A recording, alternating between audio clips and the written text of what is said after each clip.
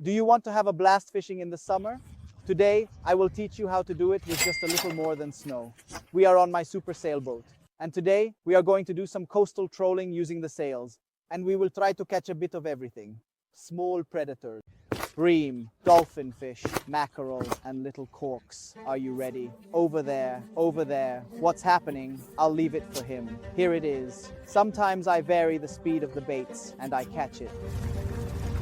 Look at the color it has, absolutely truly wonderful. You can fish very well from a sailboat, and this type of fishing is really simple. What do we need? Baits. There are different types, and I will show you all of them later. I make a leader about 1.5 meters long, and I use a floating bombarda. Why is that? Because the floating bombarda, in addition to attracting fish, is very visible in the water due to its white color. So I can understand how far the rods are. But now let's start fishing. The speed is fine from 1.5 knots up to even 5.5 knots because the baits always swim. So first things first, let's set the sails. We're only going with the Genoa because there are already 8 knots of wind, so I don't want to go too fast. Now all that's left is to drop the rod. I'm super excited because this fishing I will show you is incredibly fun.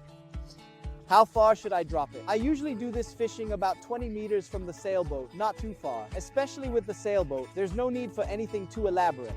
Over here, we put that bait of 6.5. Let's put an even smaller one. We leave the drag quite loose just to prevent the bream from tearing the tail or even breaking the line when it bites. With the white floating bombarda, I can see very well where my baits are working, and I make sure they don't get tangled. You can see the drag at its limit. And we go. Now let me sort out that damn dinghy that got tangled in the whole sail. Look, I didn't even have time. Look, 5 seconds have passed. I swear. Even over there. What is happening? So you see, it's a very simple fishing method because in 5 seconds, you leave the fish hooked. Otherwise, it becomes a mess. Here I have my large container, one to avoid dirtying the sailboat. What beautiful fishing. This is wonderful. Here it is. Look at how they eat. Here, music, as soon as I am loved. Here, hi. Should I reel it in right away? Well, we are here to make the video. Anyway, there's that other one over there.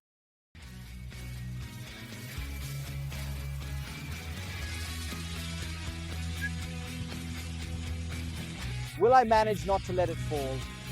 Look how well they eat. Look! They really go to gulp it down. And the bream just caught has this wonderful emerald green color. Now I'll put it there, so I can tell you a bit more about the bream before it gets thrown back. Of course, it would be worth practicing at the dock over and over again. But I repeat, we are no longer out to catch a billion fish just to have fun. I built it, but I need to add a switch. So I would really appreciate it if you could give me a suggestion in the comments. This is a kind of live bait pump. So here I have the cigarette lighter, and below it activates and draws in water. I'll show you this strange contraption, but it keeps them alive anyway, which is good. I would like to add a timer, so maybe write in the comments if you have any better ideas than mine. We are going at a speed of about 3 knots, which is really great. Maybe a bit too fast, but it doesn't matter. The rods are working well. You see, the Genoa is working perfectly. So, the sailboat is sailing on its own. Of course, it's more here. Oh my, God. Look, it's so much fun. This fishing is wonderful. There it is over there. It is always in pairs because the school is large with these fish. So the secret is to never slow down. Bring it to the surface and then retrieve it a bit like a surfboard. If you let the sailboat go, it will tend to head up into the wind and thus slow down.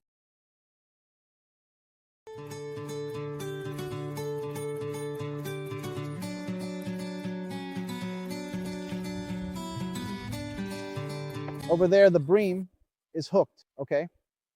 It's not a problem. I'll lower the rod in the meantime, because if it's hooked, it will stay hooked well. The important thing is to maintain speed.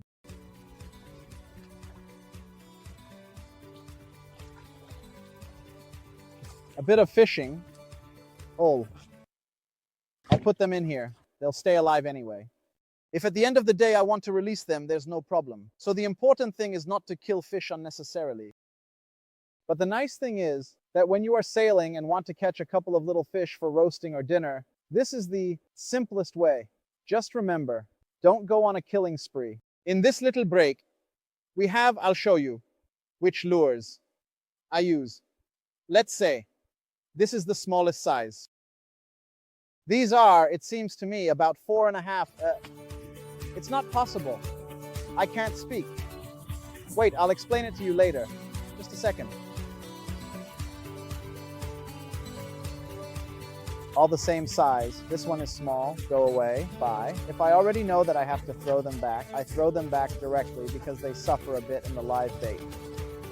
But aren't we having a conversation? I've forgotten a speech. I'm steering with one hand, since I've understood that more or less. I have noticed that the best colors are these. We have this one here, guys. For me, it is the best color they have ever made, and it works especially well with tombstone fish when September comes. White for the white fish. Don't use the regular white because I've noticed that the white for the white fish has a softer rubber and they like it more.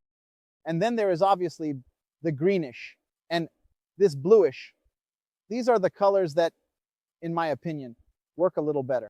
Now, however, they have a glue-like flaw that when the bream bites them, it often cuts off their tail. Afterward, I'll show you that I have a lot with their tails cut off. And I want to check here that while it was eating, it probably cut off its tail. He didn't cut off its tail, but the hook got stuck badly. So when it gets stuck badly, you fix it. Let me show you what happens. It ends up like this. This is not the right condition. Look at all the teeth, how they are. So you have to leave the hook a little out. It's eating, right? I leave it for him. There you go. Sometimes I vary the speed of the lure and I catch it more easily. You need soft rods because the soft rod helps us with the retrieval. I'm using a fairly thin line. Let me show you everything. No, it's not a nice fish like the others. They are all the same. All children of the same mother. Look at how well they eat it. Let me tell you a bit more about this fish. This is the bream. It is super recognizable because it has this black spot right on the tail. It is a small predator, which might not be obvious, but it primarily eats small fish that it hunts by driving them upwards. It lives in schools that are very numerous. It is mainly found where there are clear and limpid waters. It has a greenish color on its back when it is alive. But when it is dead, it has a much darker bluish color. This spot has a dual function. Know that the bream is not only a predator, but also prey, as denticles, amberjacks, and groupers are very willing to eat it. Therefore, having this spot, somewhat like zebras, may help it blend in with the school. And then we often say that the prey cannot recognize the head because that spot is much darker than the eye. So, it attacks the tail and the fish manages to escape. They are a lot of fun to catch and are delicious to eat. In my opinion, there is, and what can happen in this case, that it has eaten a small bream, and yet we don't notice it, partly because we are going fast. Here, the boat doesn't care. It goes like crazy. Make sure to recover the last stretch, almost at the top of the rod, and then pull up, so that the fish stays inside the boat and not outside like I did earlier. This one is small, but it would be a perfect size to use as bait. Look at this aquamarine color. It drives me crazy. Hi, beautiful. I take this opportunity to show you what happened a few hours earlier when there was no wind and we were going by motor. We had an incredible double catch. We passed right over the Bream bank. But they are Mahi Mahi. Oh, wonderful.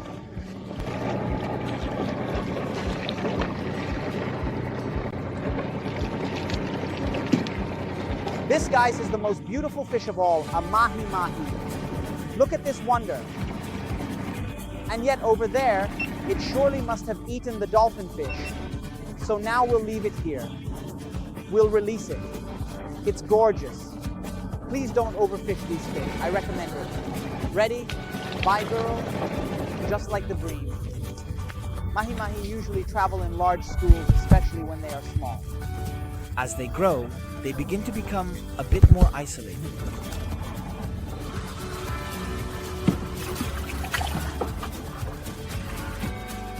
This dolphin fish has vomited what appears to be an anchovy, so it is clear that they were hunting when they are caught for defense.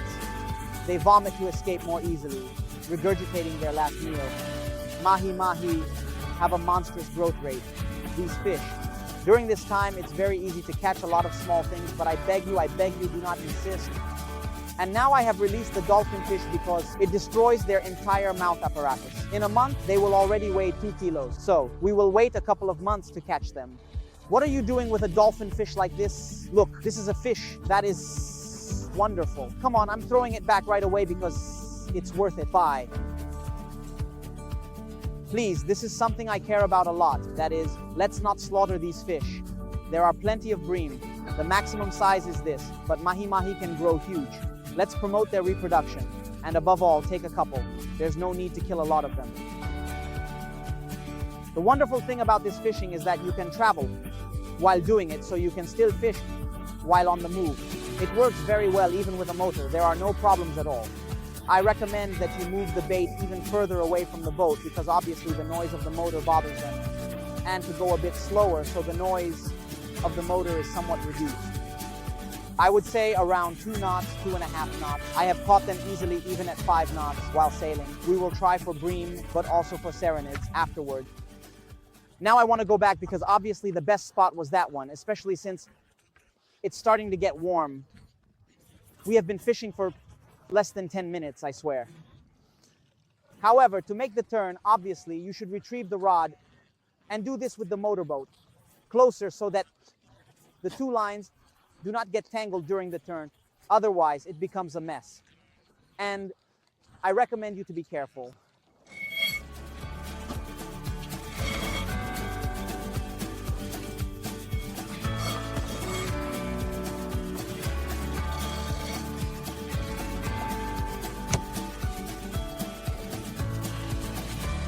I also have the autopilot, so we use it.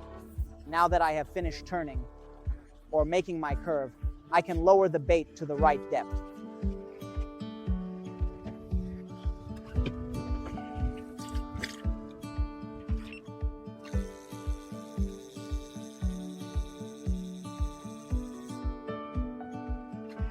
What I feared has happened. You see, the line has snapped. €1 gone, and now we have to change. Damn it. As for the final setup, since I have a soft rod, I'm using a 0.20 line. If you have an even softer rod, you can go down in line thickness, and it's always better to do so. If, on the other hand, you have a stiffer rod, increase the thickness. Now, here's a little trick. If you leave a small piece of line, when you reinsert the hook, this little piece will add some thickness and prevent the hook from getting into that bad position we don't like. So if you leave that little piece of thread and incorporate it into the Raglou, it will swim perfectly. The rig is very simple. As you can see, I use a bombarda. I recommend weights between 20 and 30 grams, which I believe is the best weight. It depends on how much your rod can handle. White, because fish go crazy for white, so you retrieve it slowly. And then a triple spin.